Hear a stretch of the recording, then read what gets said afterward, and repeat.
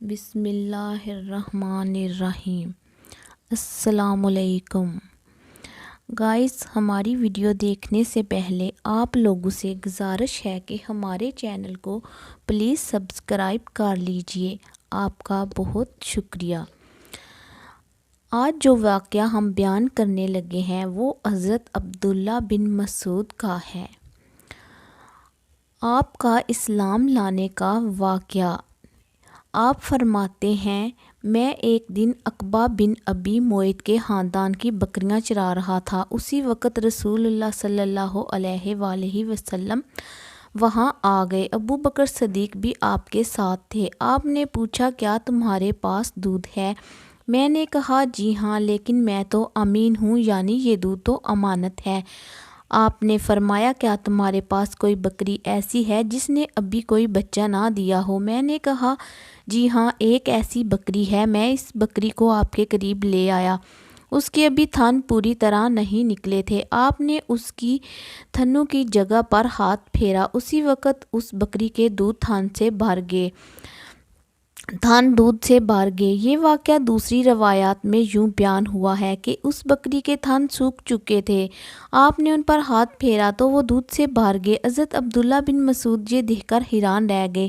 وہ آپ کو ایک صاف ستھرا پتھر تک لے آئے۔ وہاں بیٹھ کر آپ صلی اللہ علیہ وآلہ وسلم نے بکری کا دودھ دوہا۔ آپ نے وہ دودھ ابو بکر صدیق کو پلایا، پھر مجھے پلایا اور آخر میں آپ نے خود پیا۔ پھر آپ نے بکری کے تھن سے فرمایا، سمٹ جا، چنانچہ تھن فوراً ہی پھر ویسے ہو گئے جیسے پہلے تھے۔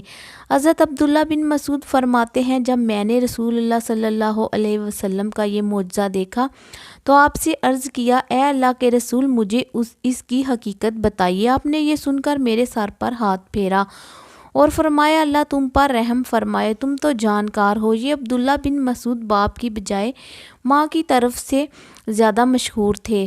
ان کے ماں کا نام عبد تھا۔ ان کا قد بہت چھوٹا تھا، نہایت دبلے پتلے تھے۔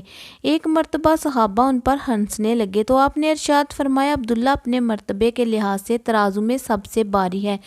انہی کے بارے میں نبی کریم صلی اللہ علیہ وسلم نے ارشاد فرمایا تھا، اپنی امت کے لیے میں بھی اس چیز پر راضی ہو گیا جس پر ابن عبد یعنی عبداللہ ابن مسعود راضی ہو گئے، اور جس چیز کو عبداللہ بن مسعود نے امت کے لیے ناگوار سمجھا، میں نے بھی اس کو ناگوار سمجھا۔